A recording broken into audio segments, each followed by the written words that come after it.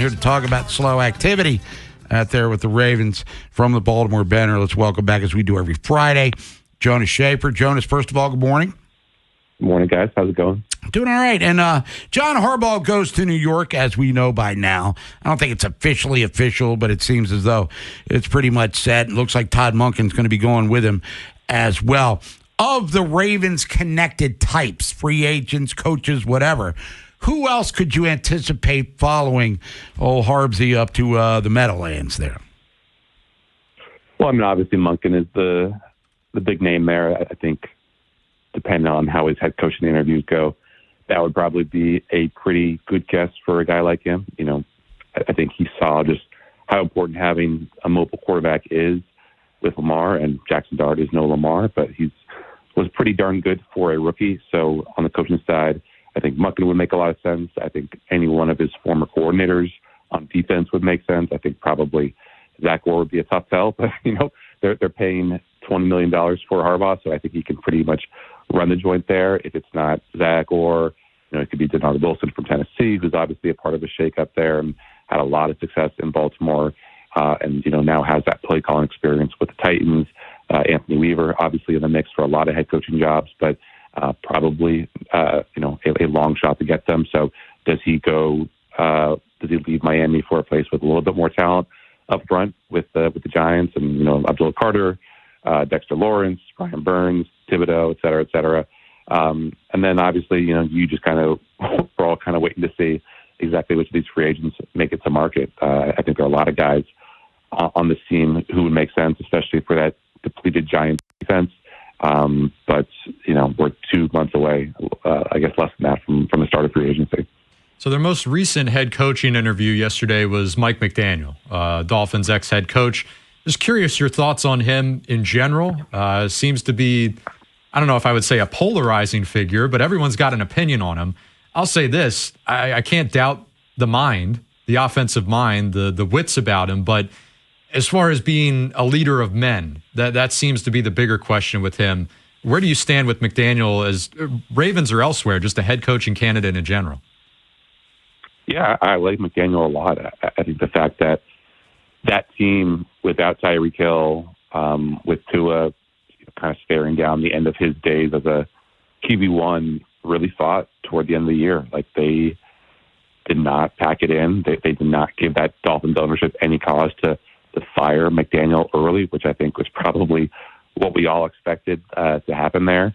I was listening to a podcast with a couple NFL writers yesterday. One of them, Connor Orr, who does great work for Sports Illustrated on just the coaching search and the coaching candidates. And granted, this was 2023 when McDaniel was still in his heyday, but he said when he went down there for a story not on McDaniel, like everyone that he talked to, from the lower level staffers to the assistant coaches, just raved about him without any provocation. So I think that's a good sign for just the kind of guy he is and the kind of culture that he builds.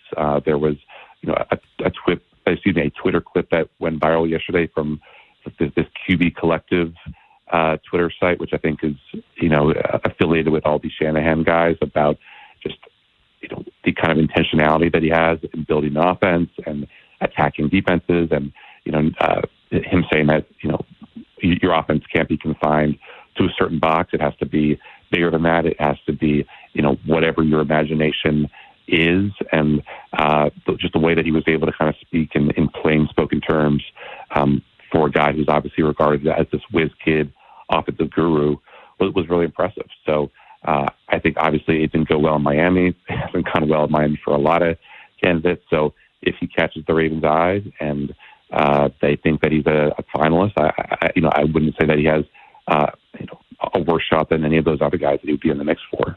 Now, Bob and I this week have been talking quite a bit about the need for pass rush for the Ravens, and that's obvious on a surface level, but we're thinking it's getting to a point where they need to be really aggressive in their pursuit of it just because they can't seem to hit on it in the draft.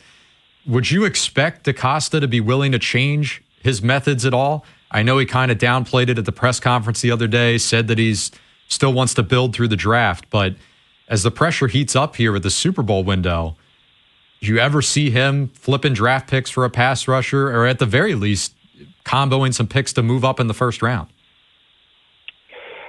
I think it's possible.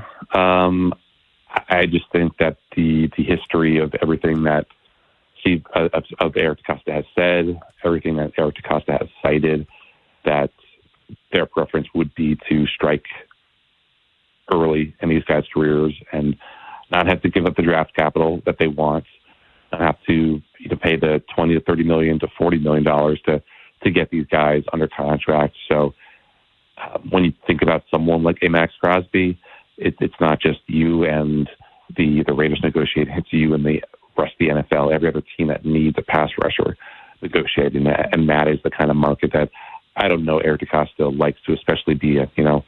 Some of his best signings and some of his more high-profile signings have been in, I guess, what would you call kind of distressed markets. Like, there weren't that many teams in on Derrick Henry, and look what the Ravens got him for, and look what he's still doing now. I think every team could use Max Crosby, and that will probably drive up the price to a point where Eric DeCosta feels like it's just untenable in negotiations. So maybe there's another name out there. Maybe there are a couple names out there that would move the needle, but every team needs pass rush, and every team that's paying a guy, $25 to $35 million is probably doing so because they're a Pro Bowl level type. So, maybe you can find a Danielle Hunter in free agency like the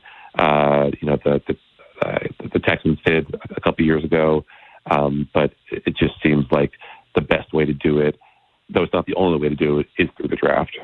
Jonas Shaffer, Baltimore Banner. Vinny and Haynie, 105.7 The Fan. Bob Haynie, Nolan McGraw here on this Featured Artist Friday. Jonas, big Deadhead. By the way, Grateful Dead is our band today, Jonas, for if you didn't hear the first couple of songs there. What was the biggest, going back to the press conference Tuesday, Eric DeCosta and Steve Bisciotti, for either guy, when you got done over the hour, whatever it was, that it took place, what was the biggest takeaway for you that was surprising and a wow? That really had me either scratching my head, shaking my head, or going, wow, that's a pretty insightful response here. That's a good question. I know people are fixated on the retrade coaches thing, but I just feel like that was Steve Bisciotti kind of responding to my question about what would be disqualifying and maybe wanting to give himself a little bit more slack there in case that's where the Ravens go. I didn't see that as him focusing in on that type of coach. I thought it was interesting that he elaborated on the call to John. I'm definitely not a fan of someone calling an employee as valued and as tenured as John Harbaugh after 18 years and telling him that he's fired over the phone. But I think the circumstances being what they were, and according to Steve, Harbaugh telling him, please don't apologize. Like this is kind of the way that it has to be, was at least a little bit mitigating. But I just think overall, like the fact that this was a season of such crisis, and there are a lot of chicken littles in this Ravens fan base who would tell you that the sky is falling, but to come out of that and hear that Steve Bisciotti has a plan for Lamar, he has an awareness of what this fan base is going through.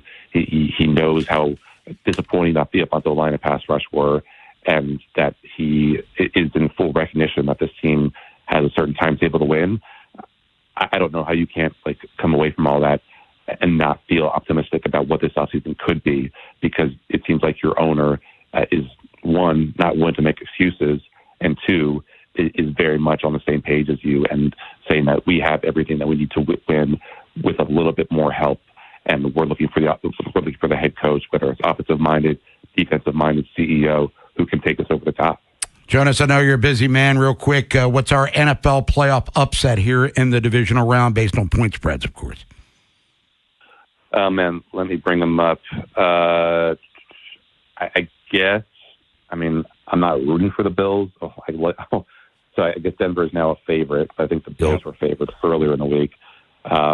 So if we're going with the opening lines, I guess I would consider the Bills. And I guess probably the more likely one for me is the Texans over the Patriots. Just it could be kind of nasty conditions there. I guess Drake May did not do well, and especially rainy conditions earlier this year. Not that C.J. Stroud has covered himself in glory this postseason, just think that this is the time of year when a defense as terrifying as that Texas defense can really do a number on young quarterbacks. And so I'm expecting Houston to win that one. Jonas Shaffer, Baltimore Banner. Jonas, always appreciate the time. Enjoy your weekend. We'll talk to you next Friday. Maybe there's a coach by then. Oh, hopefully.